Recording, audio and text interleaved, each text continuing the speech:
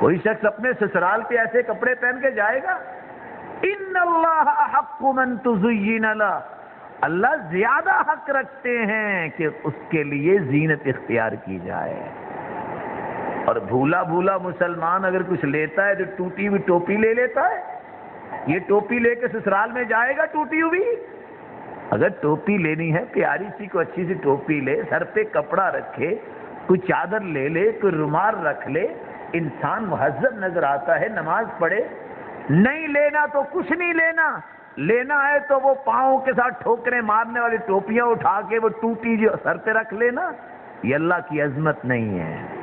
عظمت یہ ہے مسجد میں آؤ، اچھے لباس میں آؤ، خوشبو لگا کے آؤ۔ خذوا زینتکم عند کل مسجد، زینت اختیار کرو مسجدوں کے پاس۔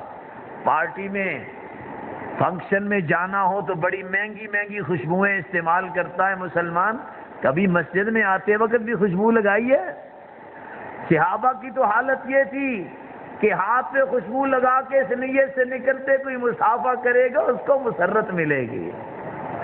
آج یہ ہم عادتیں چھوڑ چکے ہیں، اور اللہ تعالیٰ مسلمانوں کے حالات بہتر فرمائے، وافر مال ان کو عطا فرمائے، ان کے پاس بھی وہ تصورات آ جائیں جو اس وقت ارض حجاز میں ہیں۔